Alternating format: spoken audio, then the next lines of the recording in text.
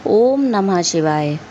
श्रोताओं, कल हमने सुना था श्रावण मास महात्म्य का चौथा अध्याय, धारण पारण व्रत के विधान, उसके संकल्प और उद्यापन की विधि का वर्णन। आज हम सुनेंगे श्रावण मास महात्म्य के 5वें अध्याय में पार्थिव शिवलिंग निर्माण, पंचामृत अभिषेक और सुकर्मा ब्राह्मण की कथा का वर्णन। श्रावण मास में किए जाने वाले व्रत अनुष्ठानों का महत्व बताते हुए ईश्वर संत कुमार को रविवार व्रत की कथा सुनाते हैं। सुकर्मा नामक दरिद्र ब्राह्मण स्त्रियों से व्रत की विधि जानकर उसका पालन करता है।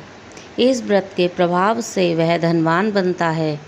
ऐसे में आइए विस्तार से जानते हैं स्कंद पुराण के श्रावण मास महात्म्य में प्रकीर्णक, नाना व्रत, रविवार व्रतादि कथन नामक 5वां अध्याय में क्या लिखा है। ईश्वर बोले, हे संत कुमार, करोड़ों पार्थिव लिंगों का महत्व और उनका पुण्य बताया नहीं जा सकता है।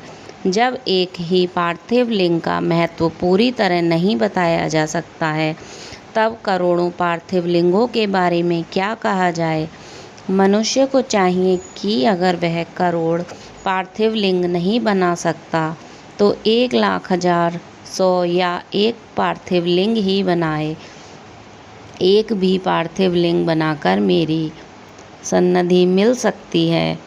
षडाक्षर मंत्र से 16 उपचारों द्वारा श्रद्धा से भगवान शिव की पूजा करनी चाहिए। साथ में गृह यज्ञ और उद्यापन करके होम करें और ब्राह्मणों को भोजन कराएं। हे संत कुमार, इस व्रत को करने वाले की अकाल मृत्यु नहीं होती है। यह व्रत संतानहीनता को दूर करता है, सभी कष्टों को नष्ट करता है और धन संपत्ति में वृद्धि करता है। मृत्यु के बाद वह मनुष्य कल्प भर कैलाश में मेरे पास वास करता है। जो श्रावण मास में पंचामृत से शिवजी का अभिषेक करता है, वह पंचामृत जैसा अमृतमय जीवन पाता है, गोधन से संपन्न होता है, मीठा बोलने वाला बनता है और भगवान शिव को प्रिय होता है। जो अनुदान व्रत करता है और हविष्य अन्न खाता है, वह चावल आदि अन्नों का अक्षय भंडार बन जाता है। जो पत्तल पर भोजन करता है, वह सोने के पात्र में भोजन करने वाले जैसा पुण्य पाता है और जो साग त्यागता है, वह शाककर्ता कहलाता है। जो श्रावण मास में भूमि पर सोता है, वह कैलाश में निवास पाने योग्य होता है। इस मास में अगर कोई एक दिन भी सुबह स्नान करता है तो उसे 1 साल तक स्नान करने का फल मिलता है। इस महीने में इंद्रियों पर नियंत्रण रखने से इंद्रिय बल बढ़ता है। इस मास में कोई भी शिवलिंग पत्थर, मिट्टी, चंदन, घी, धातु या नवनीत से बना हो या स्वयं प्रकट ना भी हो, अगर उसकी श्रद्धा से पूजा की जाए तो वह सैकड़ों ब्रह्म हत्या जैसे पापों को नष्ट करता है। सूर्य या चंद्र ग्रहण के समय किसी तीर्थ में जो सिद्धि 1,00,000 जाप से मिलती है, वह इस मास में केवल एक बार जाप करने से ही मिल जाती है। इस मास में एक बार किया गया नमस्कार और प्रदक्षिणा अन्य समय में 1000 बार किए गए नमस्कार के समान फल देती है। वेदों का पाठ करने से सभी वेद मंत्र सिद्ध हो जाते हैं। श्रद्धा से इस मास में पुरुष सूक्त का 1000 बार पाठ करना चाहिए। कलयुग में 4 गुना वर्ण संख्या के अनुसार 100 गुना, या अगर यह संभव ना हो तो केवल 100 बार पाठ अवश्य करना चाहिए। ऐसा करने से ब्रह्म हत्या जैसे पापों से मुक्त हो जाता है, इसमें कोई संदेह नहीं है। जो गुरु की पत्नी से संबंध बनाकर पाप करता है, उसके लिए यही सबसे बड़ा प्रायश्चित है। इससे बढ़कर पुण्य देने वाला, पवित्र और पाप नाश करने वाला कुछ नहीं है। इस मास में एक दिन भी पुरुष सूक्त का जाप किए बिना नहीं बिताना चाहिए। जो इसे अर्थहीन मानता है, वह नरक जाता है। इस महीने में समिधा, चारू, तिल और घी से गृह यज्ञ होम कराना चाहिए।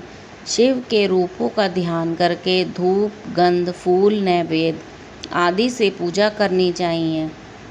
अपनी शक्ति के अनुसार कोटि होम, लक्ष होम या 10,000 होम करना चाहिए। ओम भू, ओम भुवः, ओम स्वाहा के साथ तिलों से गृह यज्ञ नामक होम करना चाहिए। अब मैं 12 के अनुसार किए जाने वाले व्रतों का वर्णन करूँगा। आप ध्यानपूर्वक सुने। हे अनद, सबसे पहले मैं रविवार के व्रत के बारे में बताता हूँ। इस संबंध में एक प्राचीन कथा है। प्रतिष्ठानपुर में सुकर्मा नामक एक ब्राह्मण था। वह दरिद्र, कृपण और भिक्षा मांगने वाला था।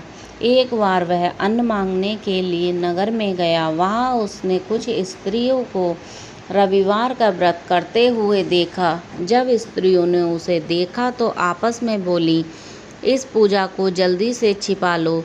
इस पर वह ब्राह्मण बोला, हे श्रेष्ठ स्त्रियों, आप इस व्रत को क्यों छिपा रही हैं? सज्जनों के लिए परोपकार ही सच्चा स्वार्थ है। मैं दरिद्र और दुखी हूँ। यह श्रेष्ठ व्रत सुनकर मैं भी इसे करूँगा। कृपया करके इस विधि का और फल बताइए। स्त्रियाँ बोली, हे द्विज, आप इस व्रत को करने में प्रमाद या गलती करेंगे या फिर इसमें श्रद्धा नहीं रखेंगे, इसलिए हम यह व्रत नहीं बताना चाहती। यह सुनकर उनमें से एक वृद्धा स्त्री उस ब्राह्मण को व्रत की विधि और फल बताने लगी। वह बोली, हे ब्राह्मण, श्रावण मास के शुक्ल पक्ष के पहले रविवार को मौन रहकर प्रातः शीतल जल से स्नान करें। फिर नित्य कर्म करके पान के एक पत्ते पर लाल चंदन से सूर्य के समान गोलाकार 12 मंडल बनाएं। फिर उन मंडलों में संज्ञा सहित सूर्य की पूजा करें। फिर घुटनों के बल झुककर 12 मंडलों पर लाल चंदन और जपा कुसुम से अर्घ्य दें और श्रद्धा से पूजा करें। फिर मिश्री युक्त नारियल का बीज सूर्य को अर्पित करें और आदित्य मंत्रों से स्तुति करें। फिर 12 नमस्कार और प्रदक्षिणा करें। उसके बाद 6 धागों से बना हुआ सूत जिसमें 6 गांठें हों सूर्य को अर्पित करें और गले में बांधें।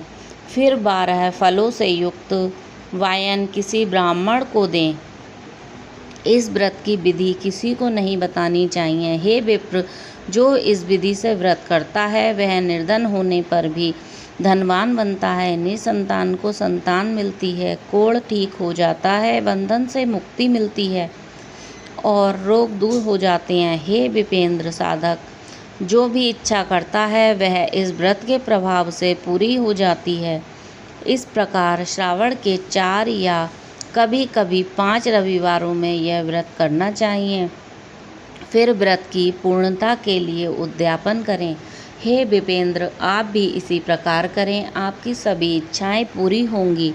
फिर उन पतिव्रता स्त्रियों को प्रणाम करके वह ब्राह्मण घर लौटा। उसने जो कुछ सुना था उसी विधि से व्रत किया और अपनी दोनों पुत्रियों को भी यह विधि बताई। केवल इस व्रत को सुनने, शिव के दर्शन और पूजा के प्रभाव से वे कन्याएं देवियों जैसी हो गईं। उसके बाद ब्राह्मण के घर में लक्ष्मी का वास हो गया और वह अनेक उपायों से धनवान बन गया। एक दिन नगर के राजा